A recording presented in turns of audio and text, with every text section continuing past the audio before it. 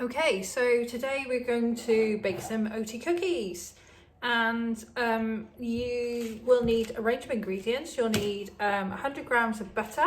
Okay, please don't use the spreadable butter that you can get. You can use margarine. Don't use the spreadable one, it's had lots of water added to it, but butter, if you can get it, is really the best for this sort of thing.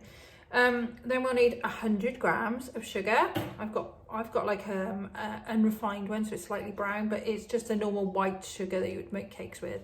100 grams of plain flour, okay, which is like that, and 100 grams of porridge oats, okay. Now, you will also need a tablespoon of either honey or golden syrup, okay? And we're going to basically just mix them all together, okay? So I've got a large spoon or a dessert spoon, 2 teaspoons, scales, which I needed to weigh it all out, hot water with my tablespoon in, a spatula, a baking tray to cook. I just swap that spatula. A cooling rack, okay, which I will need for a minute, and then a baking tray, a flat baking tray to put cookies on. Now, the first thing that you need to do is you'll need a saucepan as well, sorry, okay. The first thing that you're going to need to do is add the sugar, the golden syrup and the butter into the pan, okay. So I'm going to put we're going to melt it all together. If you want yours to melt a little bit quicker, what you can do is cut the sugar up smaller. So I've got my hot spoon, and the reason I've got this is I've got it in hot water is because it'll help me get the golden syrup to leave the spoon more, so it sort of like liquefies it a bit, like it causes the spoon to repel it almost, okay. It liquefies it as it hits the warm temperature, and that aids it coming off the spoon, okay. It also helps because I've got somewhere to put it. That's it, done. Okay, so I'm gonna pop that on my hob and I'll bring the camera over. Apologies if this is difficult to see. You will also need a wooden spoon, sorry. Okay, so I'm going to turn my hob on. I've got what's called an induction hob, so it uses magnets to create heat, okay. But if you've got a gas hob, you can put it straight to sort of a medium heat, but if you've got an electric or an induction hob, I suggest you turn the temperature up fairly high to start with, allow it to start to, to see the melting, and then once that is, then what you'll want to do is reduce it then down to about halfway, okay, with gas, because it heats up instantly. You can do this straight away. Okay, so we're going to wait for that to melt. This is going to melt into a sort of a sauce, almost like a fudgy sauce that you might get on top of a dessert in a restaurant or somewhere like that, okay. So I'm just going to let that do. What you can't do here is just walk away from it, because this is going to be quite hot, and actually this is the most dangerous part of it. We're heating up stuff on the hob, so make sure you've asked people that the parent that you live with, or the adult that you live with who looks after you, if you can do this, and they might want to help you or watch you, okay. So can you see now that because I've got it at quite high, that sugar is melting. Oops, I just like pushed over the edge a bit there, be careful. That's me trying to show you. Okay, so I'm going to keep it on high as it just melts slightly. What I don't want to do is for it to burn, so I'm going to keep it moving. Now, it's now really starting to bubble, so I'm going to reduce it right down to a much lower heat, and then I'm just going to keep stirring that butter in. If you imagine that my butter was already in small cubes, I just wanted you to see it melting, then actually this probably would have melted already, okay? Don't you what I'm doing. I'm doing it a little bit like much thought. Okay. Now make sure this pan is big enough to be able to either pour everything else into it, or if you haven't got a pan that's big enough for that, then that you've got a heat-proof bowl, because this is, once we add the other ingredients, it's still going to be quite hot, and it makes it easier. I've already put my oven on and preheated it to 180 degrees, okay, and I'm going to be cooking it for about 15 to 20 minutes, and I will show you what we're looking for when they come out the oven, because you don't want to let them cook too much, because they'll still be quite soft when they come out the oven. So as you can see, it's all almost melted in now, and I really can't see much butter. I've got the few little blobs of butter now. Okay, but if I left it on a high heat, this would have been trying to bubble over, and that's what I don't want. So you need it on a medium heat, okay? I'm going to turn my hob off now. Move back over to here. Once you take it off the hob, you've got to remember that your pan, because this heats, the stuff melts because the pan is heated up by the hob.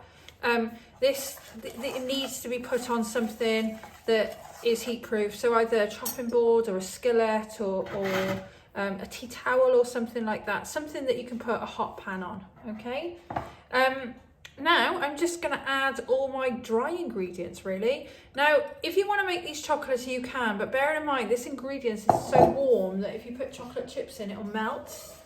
Okay, so I don't know, you know, this is a healthier dessert because it's got lots of oats in, and there's slow energy release.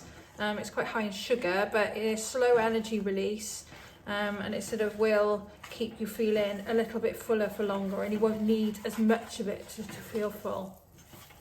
Okay, now as you can see, I'm just stirring all that together, and what I want to do is get all that dry mixture mixed in. Okay, now I'm going to put that to one side a minute, and I'm going to show you taking the biscuits off the tray and putting them on. So once they're cooked, you're looking for, and these have been cooked for a few minutes now, that you were looking for them to look about, to sort of have like a golden edge, okay? And then you'll be able to use your dish, your little spatula to, now you will need, if you haven't got like a non-stick tray, you'll need to grease the tray slightly, although these are quite oily. Now actually I've made these in different sizes because I wanted to show you something. If you don't get your circles all of a similar size, what happens is some of them cook quicker than others, so that one is going to be much harder than that one. So they cook best if you've got the equal size. Now I haven't just got this out of the oven, so it's not really hot, okay? I just want you to be aware of that. It's still quite warm, but it's not boiling hot. So I'm going to put those down to one side to cool down. I'm going to put my tea towel down and put my tray because it's still hot, but it's not boiling. Okay, so here is one that I made a little bit earlier on. This isn't the one that I've just got out of the pan. This is the one that I put a few chocolate chips in. I only put about a third of the bag in.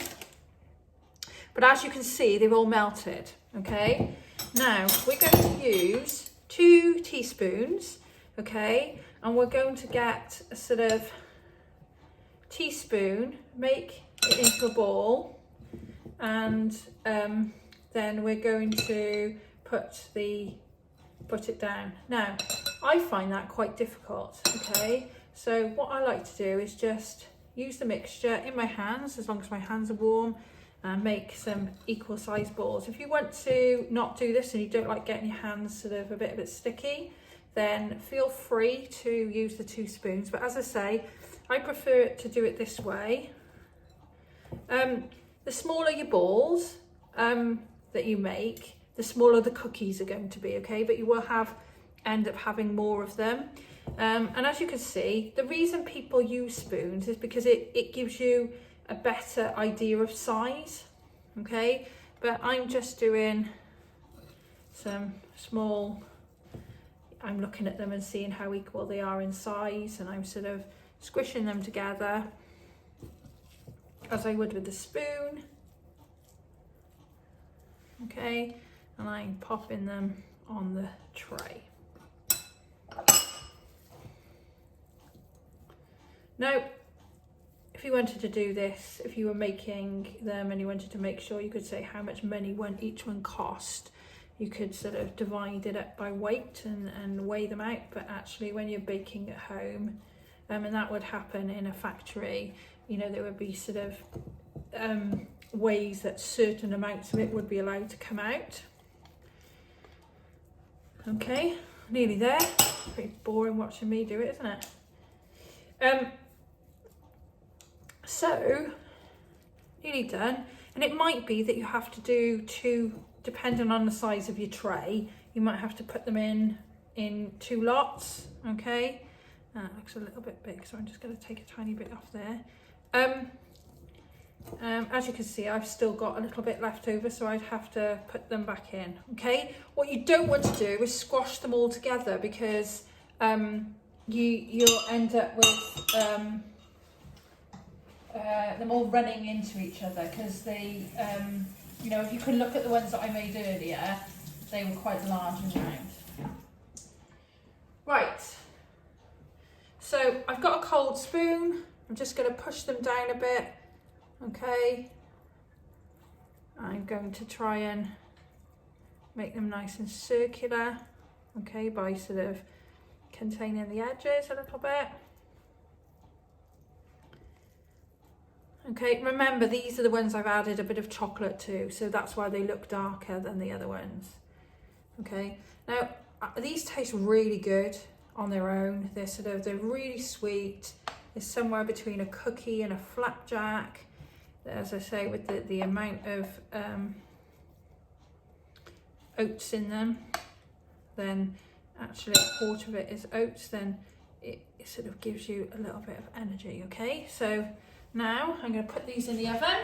Remember, I've heated it to 180 degrees, okay? And I would set my timer for 15 minutes, even though I might need to add a little bit of extra time. And then I would wait for them to come out. As I said, I've showed you how they come out, okay? And this now is what you're looking for. Let's drop them all onto the table there. Okay, you should have, if I'd done it in the same way, you should have 12 or 14 of these cookies, and as they harden, they become sort of harder and chewier. Okay, give it a go.